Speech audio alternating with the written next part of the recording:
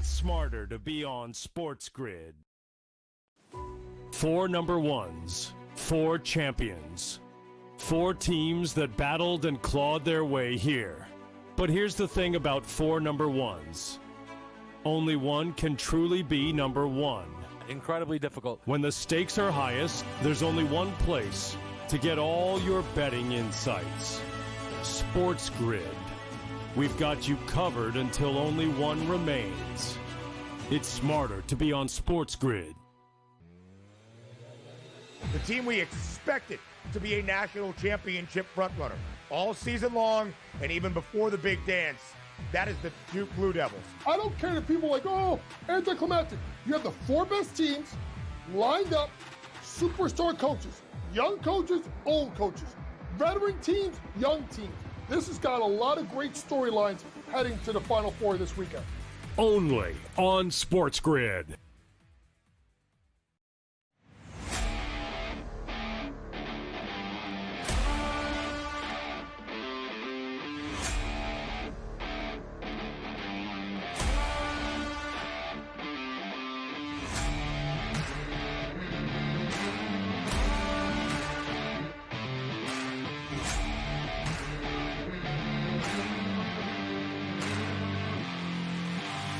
It's smarter to be on SportsGrid.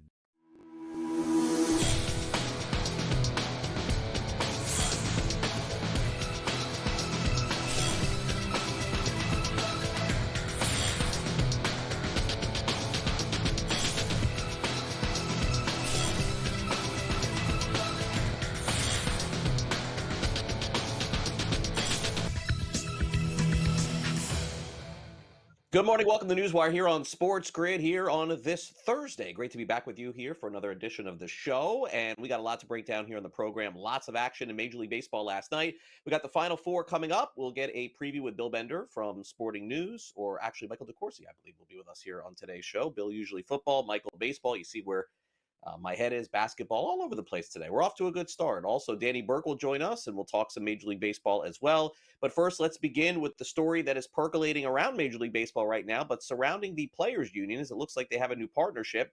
Penn Entertainment has secured a deal with the Major League Baseball Players Association to make ESPN Bet and the Score Bet brands officially licensed sportsbooks of the Players Association's arm.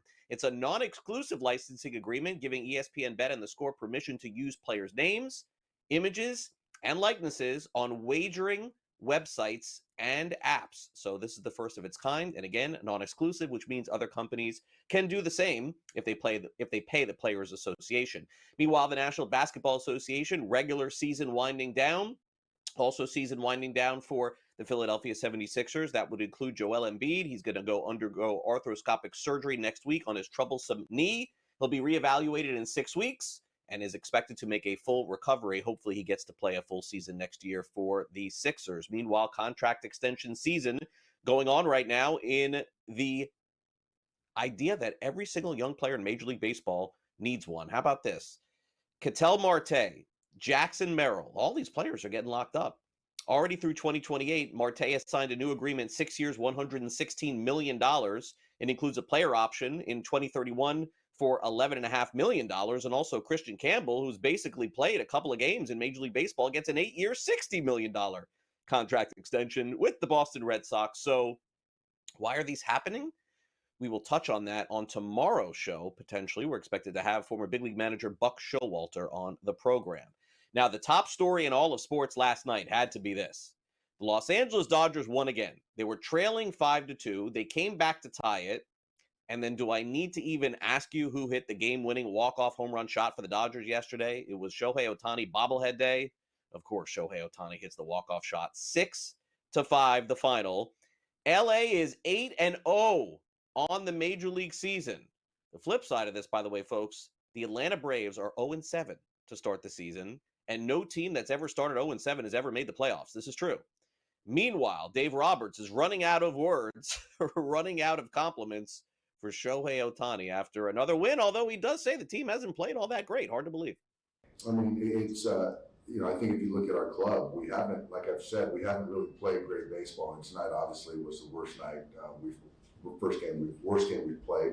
But the pen has been fantastic. And you get two young rookie pitchers coming up against a good ball club, not playing great, but to chew up 2 innings apiece, shorten the game, give us a chance was huge. And being down 5-0 early and to kind of deploy the bullpen, coming up on an off day, resting some guys that needed it.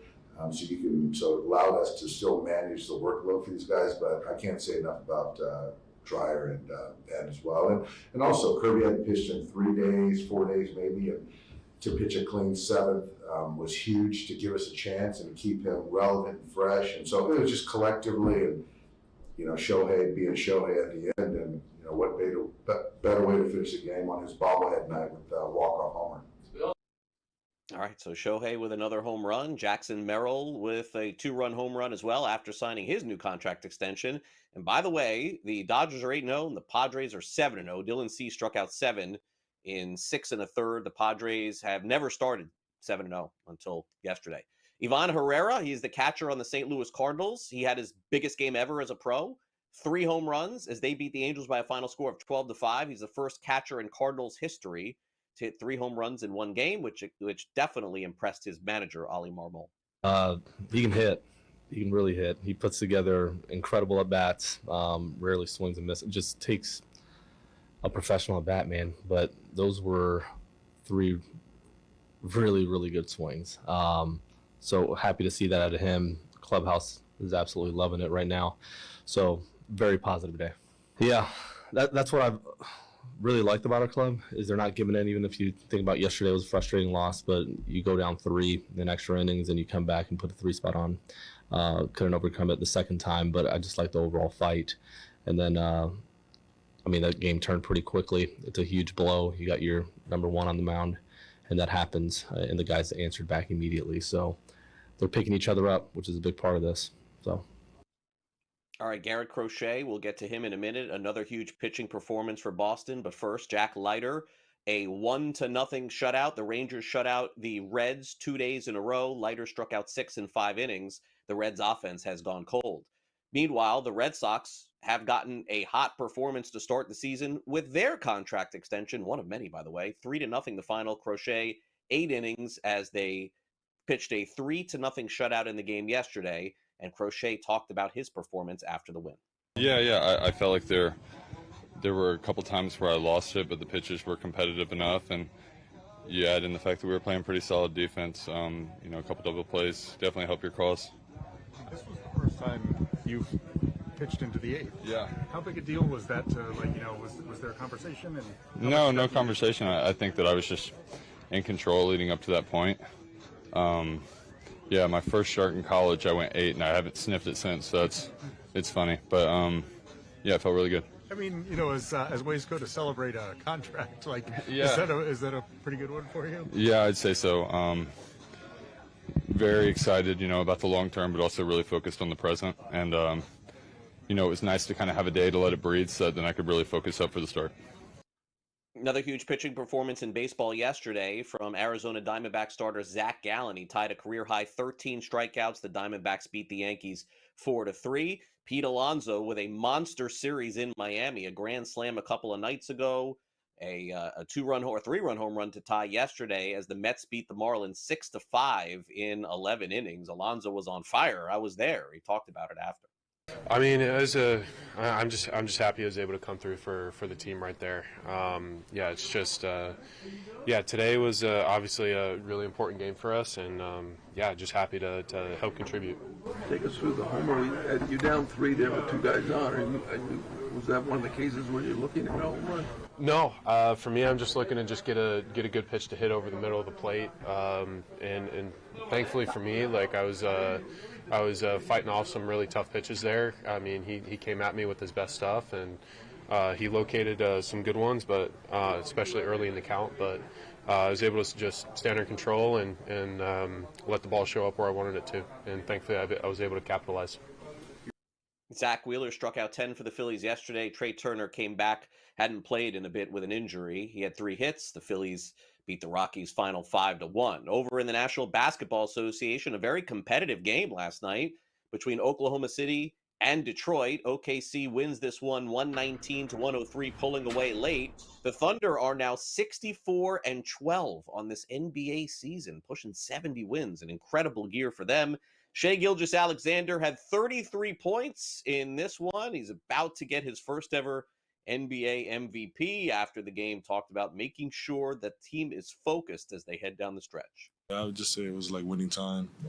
And we knew having a lead, the only way they can get back in is if they score, and if we stop them scoring, we'll win the game, at the least. So that's what we hung our hat, that's what we focused on, and that's why we got a dub. What is it about these Lou threes? They just seem to be such momentum turners sometimes in the course of a game. Yeah, he's a big shot maker. His confidence never wavers. He steps into every shot like he's made his last 5. And that's why he's become the shooter he's become. He's confident, he works hard, he trusts his work. Cleveland Cavaliers also picked up a win yesterday against the Knicks 124-105. The Houston Rockets have won their 50th game of the season over the Jazz 143-105. And the Miami Heat back in the NBA playoff picture. They've won 6 games in a row. They beat the Celtics 124-103. Michael DeCourcy joins us next with Sporting News.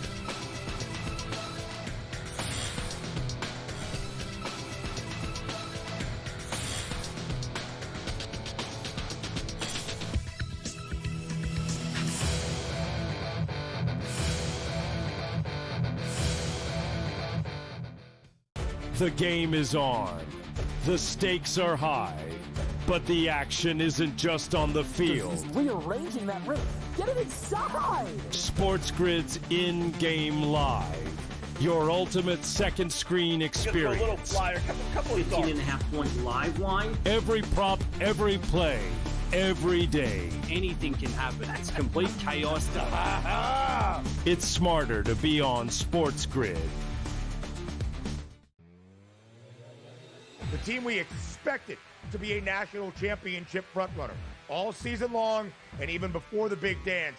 That is the Duke Blue Devils. I don't care that people are like, oh, anticlimactic. You have the 4 best teams lined up, superstar coaches, young coaches, old coaches, veteran teams, young teams. This has got a lot of great storylines heading to the Final Four this weekend. Only on SportsGrid.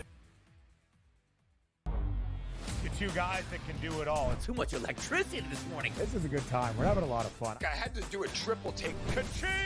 Why? Because of parity. I didn't mean to offend. Yeah, it's not going to happen. Load management is a dirty word. Let him rip. You know what? Circumstances provide the results. What? How do you do this once? Oh, Donnie, you got such a good show there. A network that is booming. The early line. Only on SportsGrid. 4 number ones, 4 champions, 4 teams that battled and clawed their way here. But here's the thing about 4 number ones. Only one can truly be number one. Incredibly difficult. When the stakes are highest, there's only one place to get all your betting insights. SportsGrid. We've got you covered until only one remains. It's smarter to be on SportsGrid.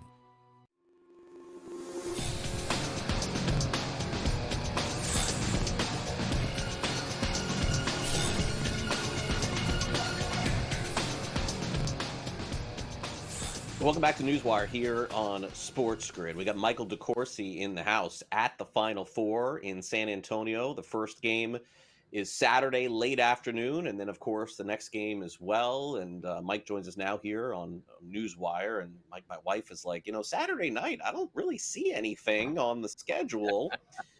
I'm like, well, I kind of do here. Is there anything happening Friday that I'm trying to skirt around this thing here? The Gators are going to play Auburn in the Final Four Saturday, 6 o'clock. I got to make sure I'm watching this thing. Mike, great to have you back here on the show. Look, the line tells the story. I feel like this is going to be a fantastic game. You know which direction I'm going to be pulling for here, of course, for the Gators. But when I look at the line and I'm like, all right, I'm going to have to watch this one to the end. It's not going to be easy, and I think that for Florida, from your perspective, it all comes down to the idea that Walter Clayton has to be more aggressive on offense for the whole of the game, not just the last 8 minutes like against UConn or the last 4 minutes like against Texas Tech. he was getting double teamed by Texas Tech, and his answer was, okay, give somebody else the ball and let them make a play. Instead of attacking the double team, drifting back to take deep threes and let his unguarded teammates chase long rebounds if he doesn't connect. He's got to be the driver of this. Look, Elijah Martin is a wonderful college basketball player. This is his second Final Four with a second different team. Wonderful player, but not a great attacking player. If he were, he probably would already be in the NBA with his profile, his size, his strength, his dynamism. He's not great at putting the ball on the floor and creating a shot. And it's even less so with Will Richard across the floor. So it's got to come from Walter Clayton. And it came late, not too late against UConn. It came late and almost too late against Texas Tech. If they want to be in control of this game, it has to come from the very beginning from Walter Clayton. Yeah, and Janai Broom, I believe, if I'm not mistaken, Mike, I saw this morning, is going to practice in full today. Is that correct? Yeah, that is correct. And then we'll see him in the open practice to some degree on Friday. Today's practices are closed. There is locker room availability for the individual teams, but not a ton of media interaction beyond that. I think those last about 15 minutes, 20 minutes. And then, of course, we'll get access to the coaches as well. So we won't really see what Janai does today. They don't have to practice hard in the open practice, but we'll at least get a chance to see him move around and how comfortable he is shooting the basketball, et cetera. I suspect he's going to be close to full health. I don't know about 100%, but he was pretty effective playing at less than 100% on multiple occasions this year. And certainly he's going to push everything. This guy's a winner. He's going to put everything he has into trying to win that game on Saturday. Monday night might be tougher. We'll see. But he's going to put it all on the line because there is no Monday without a Saturday victory. Yeah. Does it help that Auburn is tested by these teams that are all in the Final Four? I know, of course, they played the Gators. The Gators beat them 90-81. I don't know if that will tell any story going into this game this weekend. But, obviously they played Duke. They played Houston. They had luck against Houston and not so much against the others. Yeah, I think it helps them to have done that. I mean, everybody's a little different now than they were in December or November, which is when, except with the exception of the Florida game, the Houston game and the Duke game were both in November to early December. So there is a lot of time since then, and everybody's a little bit different. But you get an idea. Okay, like Cooper Flagg's wealth of ability is not going to be a surprise to Auburn. They've seen it. They know to be serious about it. And so from that standpoint, they kind of know what to expect. Now, if they get to play Houston on Monday night, which would be the two underdogs winning, that's where I think their game against Houston doesn't mean anything. Because Houston is so much more together defensively now than they were then. And since that's really their whole game is basically breaking your offense, that's a bit different of a game for the Tigers to play on Monday.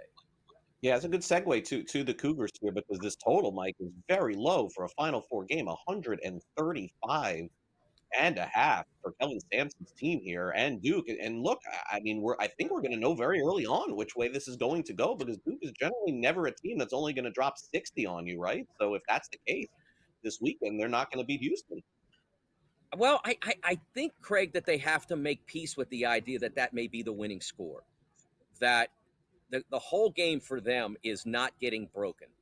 They will get suppressed.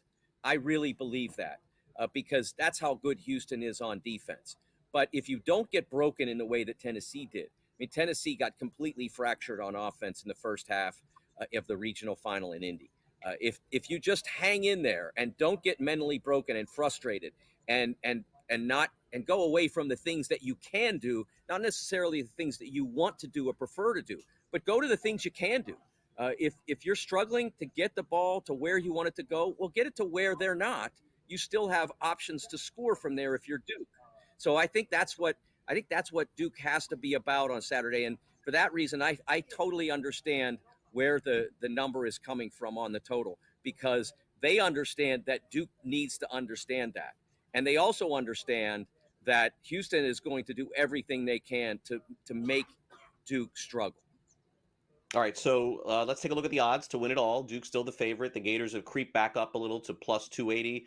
And honestly, the way that these odds have changed, I don't think there's a ton of value on anyone at this point. As you see, Duke was plus 120, now they're plus 100. The Gators were 3-1, now it's plus 280. Houston was 5-1, now they're plus 430. So they're not doing you any favors here. Saturday night, Mike, what happens? And I won't hold you to it, but Saturday night, who are the winners? And then Monday night, who do you in? Well, let's just do Saturday. We'll check back Monday on Monday.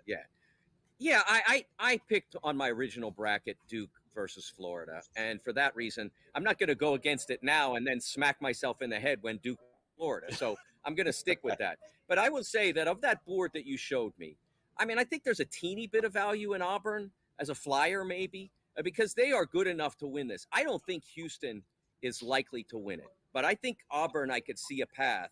Now, they may have a better handle on Janai's situation than I do. And if that's the problem, then maybe it's not a good investment. Yeah, we're not going to find that out in a situation like this until we see the game play out. That's the way that these coaches, don't have to really fully disclose what's happening going into the game. Mike, enjoy your time in San Antonio, and thanks again for coming on. Really appreciate it. Thanks, Craig. All right, Michael DeCourcy, you can read all about his columns leading into the Final Four and the games on Saturday and the championship on Monday over at sportingnews.com. The SportsGrid Sound Off is coming up next. We'll dive into the very latest in the NBA and, of course, off the money with Jackson Merrill from Rolling.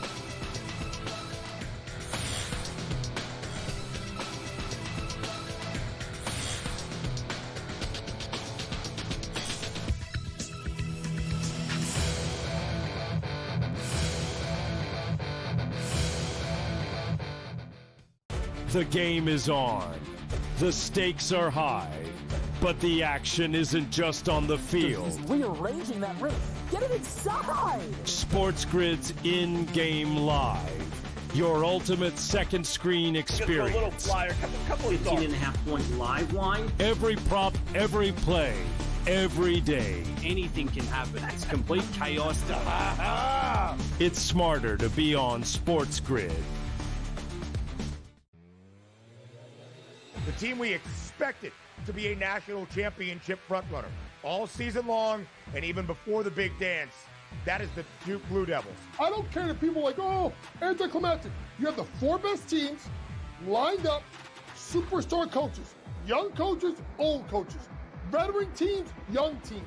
This has got a lot of great storylines heading to the Final Four this weekend. Only on SportsGrid. Two guys that can do it all. Too much electricity this morning. This is a good time. We're having a lot of fun. I had to do a triple take. Ka-ching! Why? Because of parity. I didn't mean to offend. Yeah, it's not going to happen. Load management is a dirty word. Let him rip. You know what? Circumstances provide the results. What? How do you do this one? Oh, Donnie, you got such a good show there. A network that is booming. The early line. Only on SportsGrid. 4 number ones, 4 champions, 4 teams that battled and clawed their way here. But here's the thing about 4 number ones. Only one can truly be number one. Incredibly difficult. When the stakes are highest, there's only one place to get all your betting insights. SportsGrid. We've got you covered until only one remains. It's smarter to be on SportsGrid.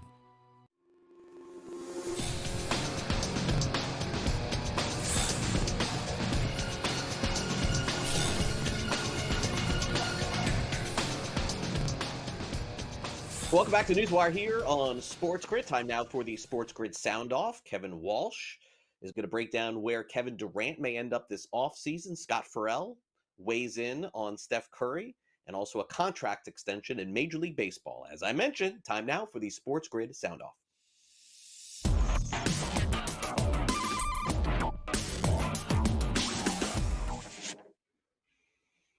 It definitely has been contract extension season in Major League Baseball. Crochet, Marte, Merrill, Campbell, the list goes on and on. What's going on in the last 48 hours? Everyone's signing extensions, but let's focus on Merrill here for this one. Coming off a fantastic year last year, coming off a Padres team that's still undefeated this year, Merrill has decided to call San Diego home for the next several years. But when he met with reporters yesterday, he discussed why he signed the contract basically saying that it's a lot more than just wins and losses.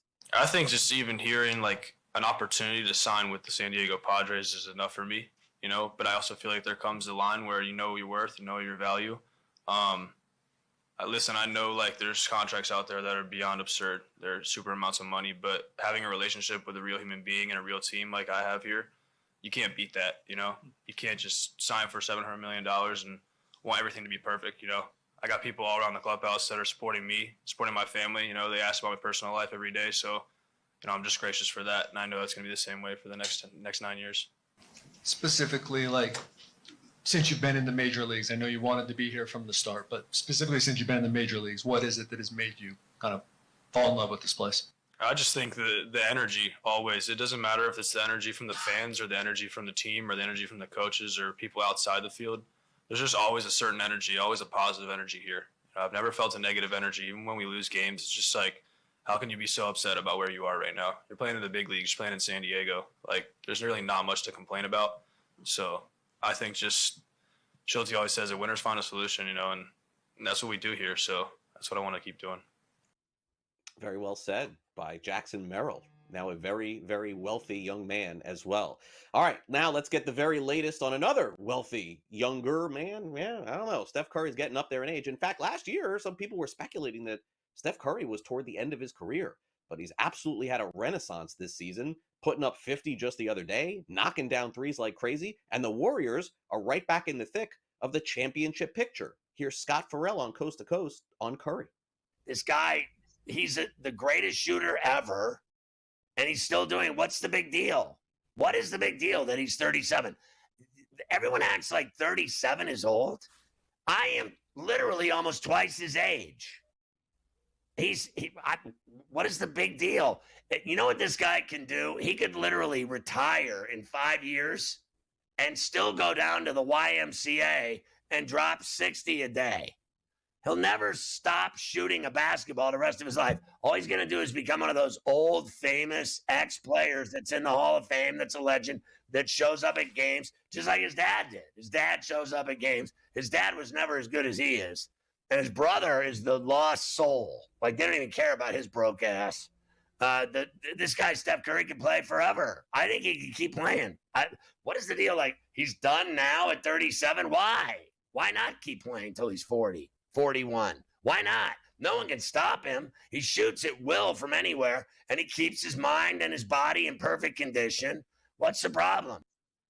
And having a great year, too. I guess it will depend on how far the Warriors can go over the next couple of years. We'll see if that continues for Curry. Meanwhile, looks like the Kevin Durant era in Phoenix is coming to an end.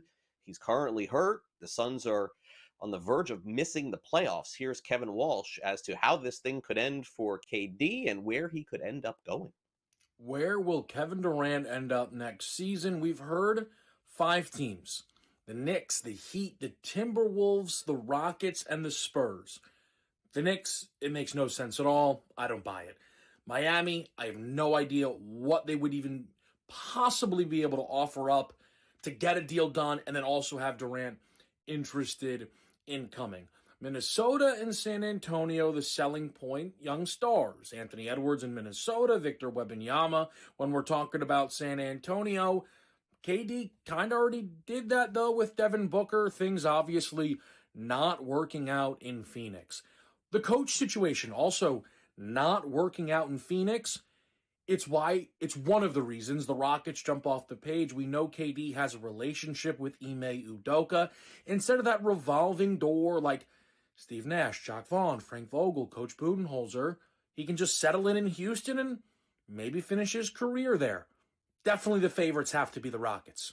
Craig, it's back to you. All right, thanks very much, Kevin. We'll catch you this weekend as we get ready for some college hoops. But up next, Danny Burke is going to join us to preview today's baseball slate.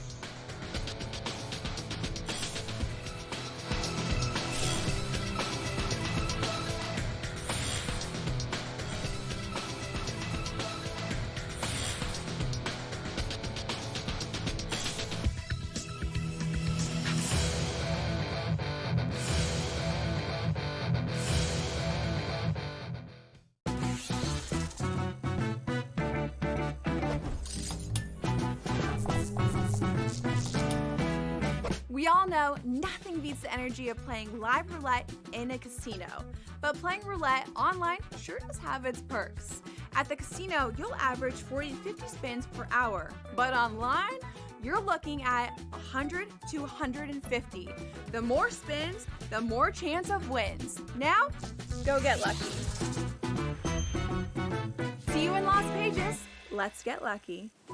4 number ones, 4 champions, 4 teams that battled and clawed their way here. But here's the thing about 4 number ones. Only one can truly be number one. Incredibly difficult. When the stakes are highest, there's only one place to get all your betting insights. SportsGrid. We've got you covered until only one remains. It's smarter to be on SportsGrid. The game is on. The stakes are high. But the action isn't just on the field. He's rearranging that roof.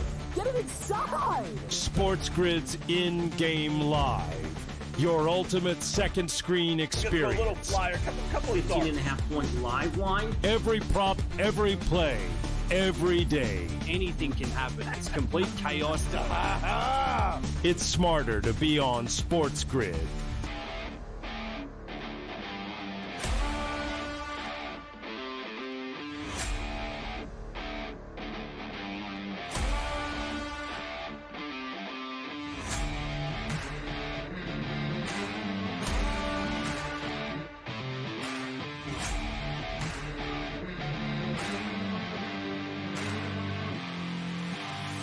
It's smarter to be on SportsGrid.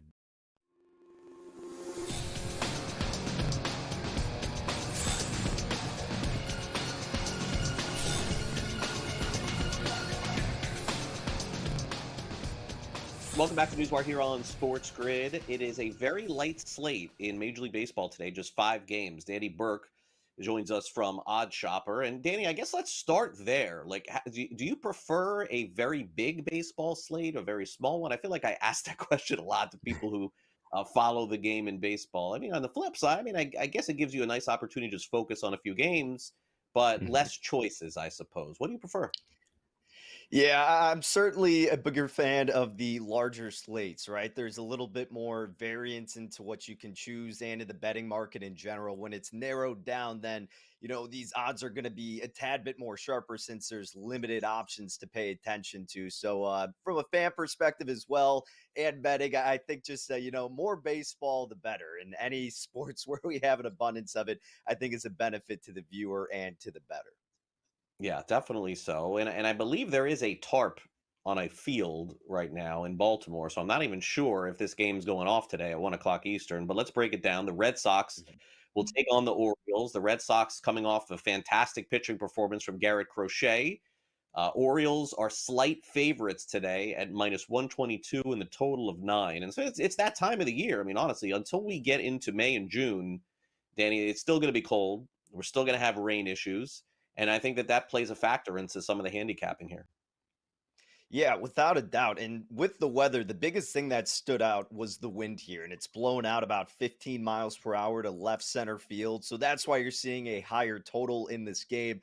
I was able to get a 9, laid about minus 120 there. And now it's 9.5 across the board. Still like 9 in the hook if you're getting about even money, which I know a couple books are offering here. Obviously, the weather delay is not ideal. But because of the wind factor and because of this pitching matchup, in this scenario, I think it leads to this being higher scoring. You look at Charlie Morton, for example, the aging right-hander who can give you some quality starts here and there, but we also know how susceptible he is to giving up the long ball. I mean, his home run to fly ball ratio comfortably over that 10% mark, which is about league average. That was last year. And then this year, I don't really see him taking a step forward. We don't want to go too nuts from just a 1-game sample size, but there have been and will continue to be most likely red flags. In Boston, we know their offense has struggled out of the gates, but with the wind blowing out and given this pitching matchup, this would be an opportunity for them to come alive.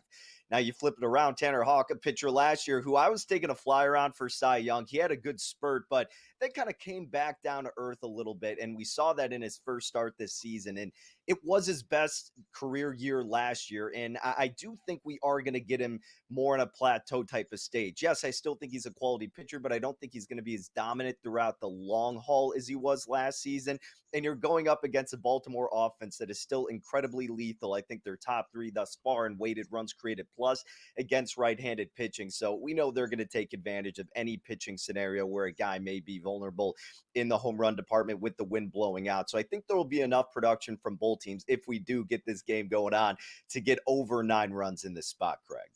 All right, fair enough. Hopefully the weather holds up. Rafael Devers finally doubled yesterday, and so he's on the board with a hit. To record a hit today, he's minus 240. To hit a home run, he's 4-1. I'm a believer that he's going to snap out of this in a big way. I just don't know when it's going to happen, Danny. Like, I mean, it could take a month. It could take 2 months. It sort of reminds me a little bit. I don't know if you remember a couple of years ago. I'm going to say 3 years ago. I don't know if you remember Jose Ramirez on Cleveland. Had just like a dreadful first half and then was amazing in the second half. I'm not saying that this is mirroring that here, but Devers is too good to slump this long. Yeah, and look, this is just what baseball is. I mean, if you're getting a hit 3 out of 10 times, that's incredibly successful, and no other profession is that the case, right? So baseball is a game of streaks. It's a mental battle with yourself, and whether or not you're digging that hole deeper or you're climbing out of it. I mean, you mentioned Ramirez. How about Trey Turner the other season when Philadelphia fans finally gave him that standing ovation and he turned things around? Like, it's just an internal battle. And if there's a time to be in a slump for anybody, rather it be right now in the first couple of weeks than in the middle of the year, toward the end of the season, in the playoffs, right? I mean, like you said, he's a good enough player to overcome it. I have no worries about him being able to deal with that adversity and finally find his rhythm sooner rather than later. Let's check out another game today in Philadelphia. It's the Rockies and Phillies. Antonio Senzatella, Taijuan Walker. Okay, so not the Cy Young matchup that we get in some of these other ones. We're going to see who ends up having the better start. The books are telling us it's going to be Walker. They're minus 220, and the total is 9.5 in this game here. They're going to need some Rockies runs, though, I think, to push this one over. Yeah, and that's honestly the concern here in terms of why I didn't bet the total over. Now, look, Walker is as volatile as they come and perhaps as unreliable as they come. I mean, his stint last year was atrocious, but the nice thing about a new season is a new opportunity, and Walker does have the juice, right? He's just got to be able to put it together consistently. And I believe I talked about this when I was on this program last week. One of my favorite bets heading into the year was the Colorado Rockies to finish with the worst record in Major League Baseball. So if there's an opportunity for Walker to get out on a high note, start his season off strong, no better team to have it happen against than the lowly Colorado Rockies. So I'm banking on him at least pitching well enough to give enough comfort for this Philadelphia offense, because I laid a run and a half with Philadelphia here, minus 105, which, again, you kind of look at it, it seems like the obvious play, but in terms of a price against this Rockies team, this is a really cheap price for a Philadelphia offense that is already exploding against righties. And Senzatella, we haven't seen a large sample of him since the past couple of years, but incredibly high home run pitcher. Doesn't help when you're playing at Coors, but still, I don't like him whatsoever on the mound. Never really want to trust him. You get the wind blowing out here once again in that lethal lineup that Philly also has. They should be able to score enough to get it close to where you have that confidence in the total going over. But again, I just don't have that conviction with the Rockies. So that leads me to going with the run line here at a price that I think should be steeper than minus 105, which is what I got. Because look, it's really all dependent on people not trusting Walker in this spot. But I think this is a good area for him to at least contain the damage. If he can limit it to about a few runs throughout this outing, then Philadelphia's offense and hopefully bullpen can take care of the rest and cover that run line. Yeah, their bullpen very strong, Philadelphia. So even 4 innings from Walker, they'd be very happy with 2 runs, maybe 3. Okay, so last night Zach Gallen shut down the Yankees. Danny, let's end with the Diamondbacks and Yankees here tonight. Merrill Kelly. I mean, you could make the case that Arizona certainly has 3 aces this season with Burns and Gallen and Kelly. I mean, they're all great pitchers. On the flip side, the Yankees are starting Cookie Carrasco, hoping for like a Walker start, give us 4 innings, 2 runs. Hopefully we do damage. It's going to be a tough call, though, today. Yeah, and this one's just a lean for me, and it's really on the premise of the Yankees looking to avoid a sweep, right? This is a popular handicap in baseball when you're facing a 3 or 4 game sweep, and your pride gets hurt a little bit, especially if you're a great team or supposedly a great team like the New York Yankees, right? You don't want to be swept, especially in front of your home crowd. But you put it perfectly, Craig. I mean, you're hoping out of Carrasco a similar type of outing from Walker, right? Just contain the damage enough, which may be very tough because we know how bad with the home runs. I've been talking about that. That's the theme here today is these pitchers who've been giving up a lot of home runs. Carrasco traditionally has been one of those arms who do so, especially in Yankee Stadium with the wind blowing out, high total here nearing that double-digit mark. You really just got to hope that he can contain that damage because, look, a big question mark perhaps, not really actually. Let me take that back. You don't want to freak out because you're right. I mean, there's 3 aces on the D-backs. Kelly got, beat up a little bit by the Cubbies, but because of this specific environment with the wind and a shorter field,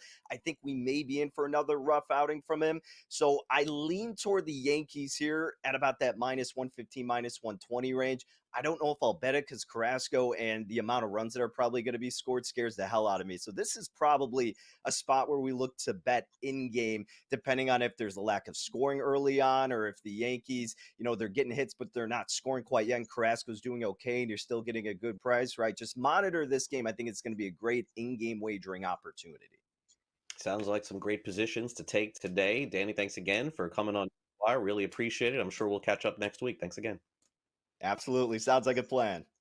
All right, Danny Burke, and great stuff, I think, from Danny. Some really, I think, intriguing positions on a very short slate, and you can get all his information over at Odd Shopper as well, releasing picks there. All right, coming up next, Brady Kannon is going to release some picks over at golf.com for the Masters, but he's going to do it with us next.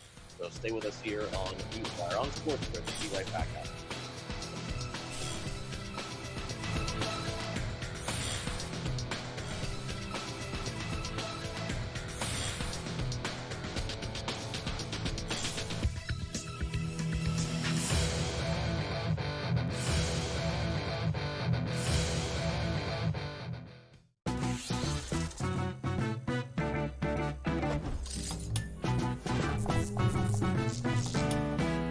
We all know nothing beats the energy of playing live roulette in a casino, but playing roulette online sure does have its perks.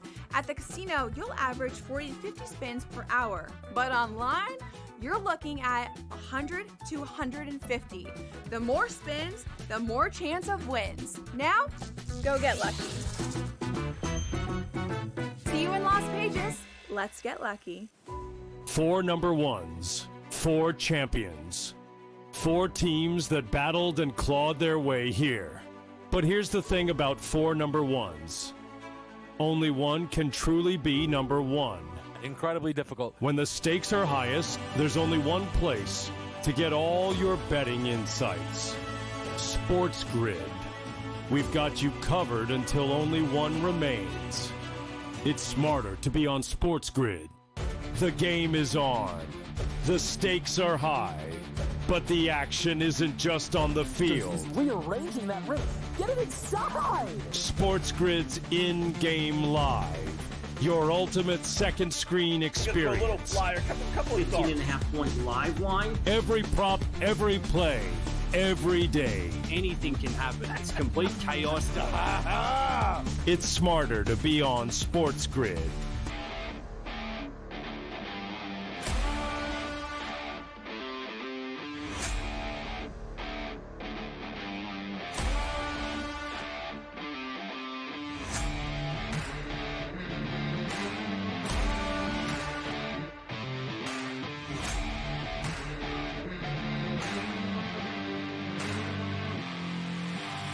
It's smarter to be on SportsGrid.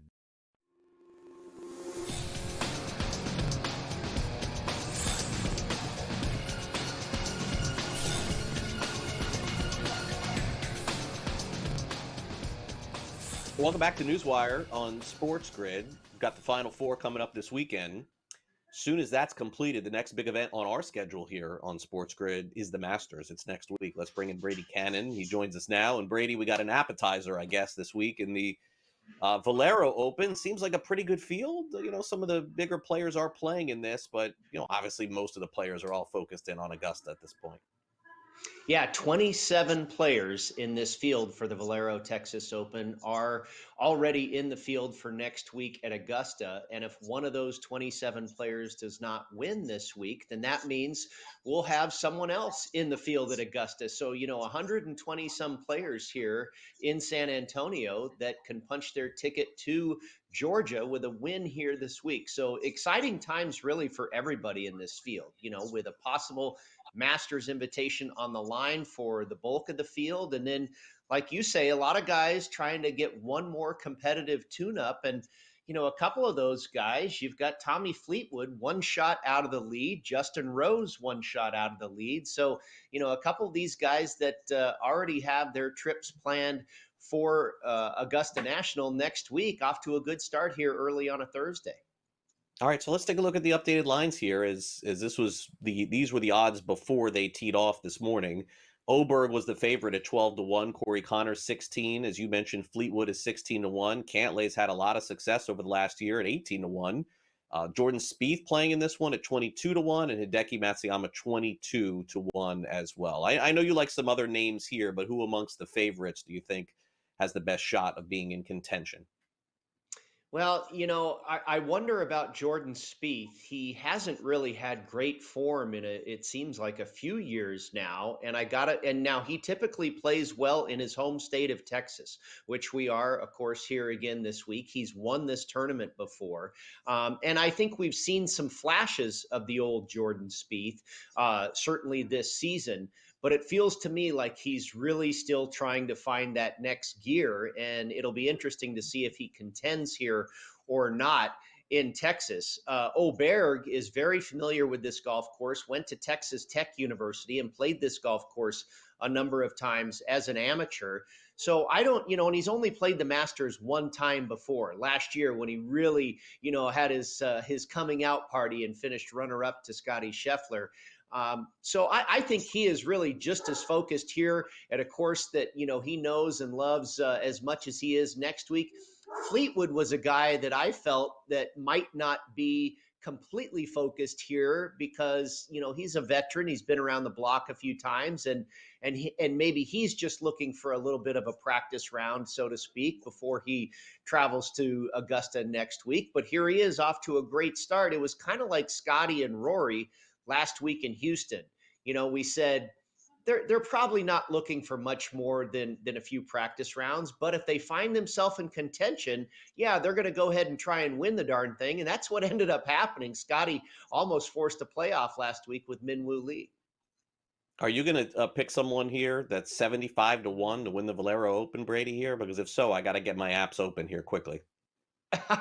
Well, I took Denny McCarthy at 30-1, and he's off to a pretty good start right now, 2 shots off the lead at 2 under par. I took Bud Colley at 45-1. He's at even par, decent start so far. But then the rest of my guys are yet to tee off. I've got Rico Hoey in the neighborhood of 75-1. Lee Hodges also around that same price. Also Andrew Novak in that 60 to 70 range. And then Victor Perez at triple digits. You can probably find him in the neighborhood of 90 to 100-1.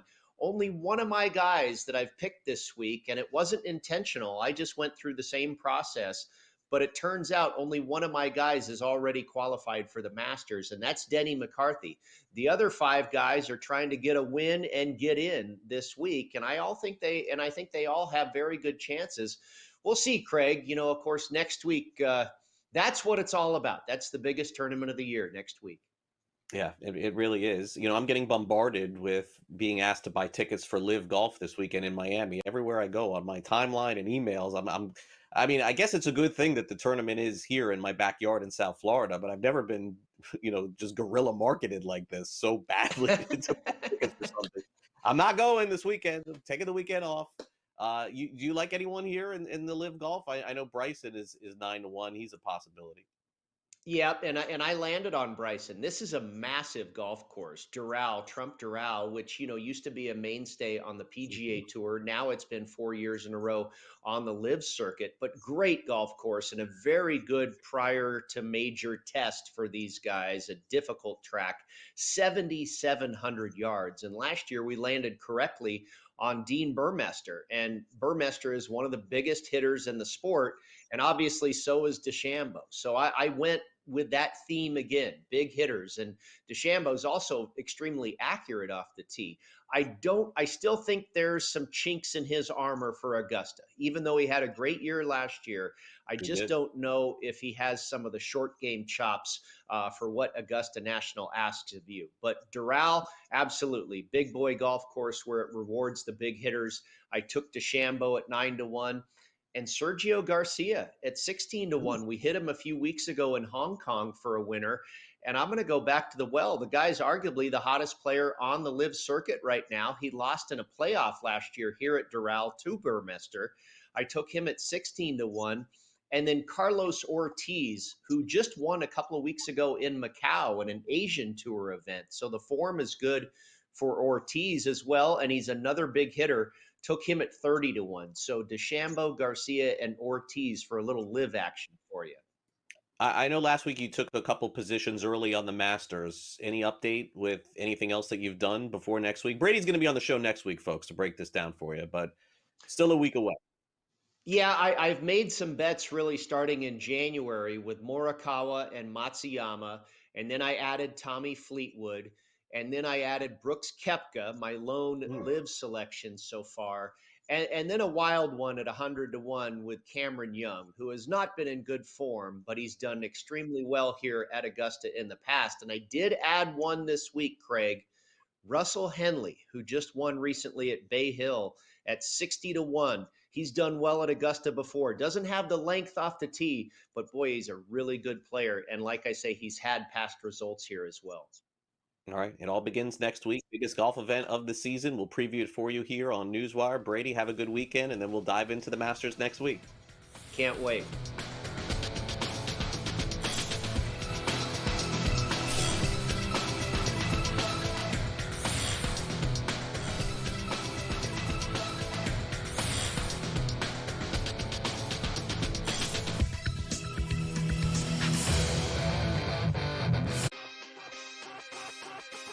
Guys are barreling everything right. They're hitting well. Pitching is usually ahead of hitting this time of year, but torpedo bats is what we're reading about, Tom, and I think it's hilarious. Will the pitching be out in front, or are the bats actually this strong? So it's going to develop over the course of weeks. And again, if all teams have the ability to do so, be creative with it and get out there and use it. Game time decisions only on SportsGrid. They won the game, and a lot of people, I think, are, prematurely writing them off. Like, I heard a lot of people say they're not even making the playoffs this year. What I give them credit for right now, Scott, I'm not going to pencil them to win the division yet. Let's see how they do. What I give the Red Sox credit for, and this sounds like silly, I give them credit for actually trying this year. Pharrell Coast to Coast, only on SportsGrid. Duke has looked really impressive, and it's why they are a minus money favorite to go ahead and cut down the Nets in San Antonio. Kevin Willard's a hell of a coach. There's no mistaking it. Sussman's going to kill me. I think he's going to do a good job at Villanova. The Villanova people are very happy with him, and they think that he's going to do a great job. Betting above the rim, only on SportsGrid.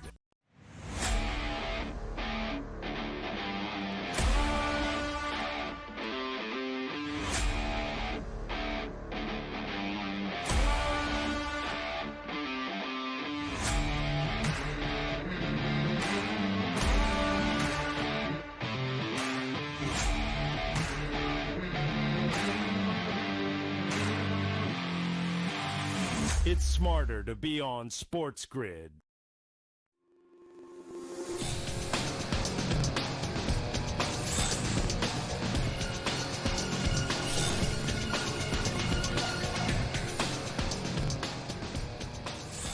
ready for the Masters, also getting ready to put somebody in the Hall of Fame. It is time now to wrap it up. Last clicks.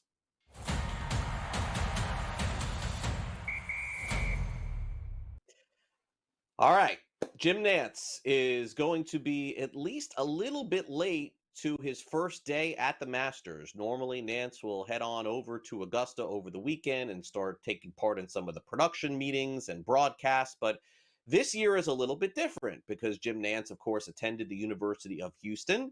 And so instead of heading to Augusta, he's going to San Antonio, Texas to watch his Cougars play in the Final Four. Now, naturally, they have a very tough matchup on Saturday night against Duke University.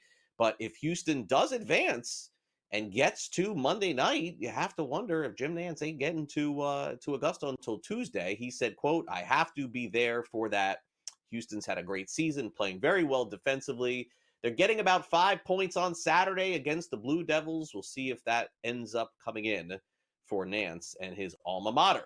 Meanwhile, it's a no-brainer that the National Basketball Hall of Fame, which is, by the way, both college and pro, is going to be inducting Carmelo Anthony as a first-ballot Hall of Famer. Carmelo, of course, played as an NCAA champion at the University of Syracuse. He's won 3 Olympic gold medals, a bronze. He was a 10-time NBA All-Star, 6-time All-NBA team, and 10th all-time in NBA scoring. You may remember him beginning his career with the Denver Nuggets and then going on to the Knicks, and then played several years, by the way, after that with a lot of different teams. Kept hanging around, playing with the Lakers, I believe the Portland Trailblazers, the Houston Rockets, if I'm getting that right. But really a player that was drafted with, you think about it, LeBron James, Dwayne Wade, all in that same draft. Some people feel it was the best NBA draft of all time, unless you include, going back to Magic Johnson and Larry Bird. But think about that. LeBron James, Carmelo Anthony, Dwayne Wade, all Hall of Famers, all within the first few picks. Do you remember, by the way, Frank, do you remember who was in between those picks in the top 3? Darko Milicic. Very good. Darko did not work out very well. All right, it's working out very well if you're throwing fastballs. I don't know what the future holds, by the way, for Major League Baseball here. I mean, these kids are all throwing 100 miles an hour. They're all getting hurt. Is this just going to continue and velo is the only thing that's important? I don't get it. Jack Leiter topped out with his fastball yesterday at 99.1 miles an hour, and that only ranked as the 53rd hardest pitch thrown in the game between the Reds and Rangers by a starting pitcher, because Hunter Green of the Reds had 32 pitches that over 100 miles an hour. I think at some point we got to get back to a little bit of normalcy here. And I don't know that the pitcher injuries are directly correlated to the velo. I see a lot at the youth level, again, kids chasing velocity as well. But I have to believe at some point we go back to like pitchers being pitchers, where 95 is amazing and it's not 100 every single time. But as long as we glorify this, and people like me and shows like this are talking about 100-mile-an-hour pitchers, remains to be seen if anything is going to be changed. And by the way, there's a reason why so many home runs are hit too. It's because when they hit the ball so hard off these pitches, it may have nothing to do with a torpedo bat. It comes down to velocity. All right, that'll do it for our show today. Thanks to Danny Burke for coming on the program. Also, of course, thanks to Brady Kannon, and as well as Michael DeCourcy spending some time with us as he's getting ready for a big weekend of the Final Four in San Antonio. So thanks to all of our guests here on the show today. In addition, want to remind you that the Valero Open is already teed off, and then we have the Masters coming up next week. So we have some incredible coverage from Smiley Kaufman. He's coming up next at 12 o'clock Eastern. That, of course, is followed by Scott Farrell Coast to Coast, and that comes on at 3. So make sure you stay tuned to that. Farrell, and then some in-game live game time decisions, as well as Gabe tonight. He will recap all of the action. We do have afternoon baseball set to go off here, provided that the rain holds up. It is the Orioles and Boston Red Sox, as the Red Sox are trying to double down on a big win yesterday. You can see the money line there. Slight favorite for the Orioles at -122. As Danny Burke mentioned, this is a Charlie Morton start coming this afternoon. Tyler O'Neill off to a good start for them. The total is, in fact, 9 over on the FanDuel Sportsbook. Also, want to thank our director, Luke, and my producer, Frank. And also, don't forget, folks, for those of you who are playing in fantasy baseball this season, as we come to a close, I know some of these head-to-head leagues, you're going to be recapping everything that happened in the week and then setting a new lineup for next week. You can check out Fantasy Sports Today. Me and Joe Pisapia and Matt Stryker and George Kurtz have you covered every single weekend, Saturday mornings, 8 a.m. to 10 a.m. Eastern. So make sure you stay on the grid for that. And if you want our full schedule of shows here at SportsGrid, you download the SportsGrid app. There it is right there. Just scan it on your phone for iOS and Android, and you can stream our shows live 24 hours a day, 7 days a week. We'll be back with you on tomorrow's show. Former Big League manager Buck Showalter talks about the first full week of Major League Baseball. We'll preview the Final Four once more. Have a great day, everyone. I'll see you back here tomorrow.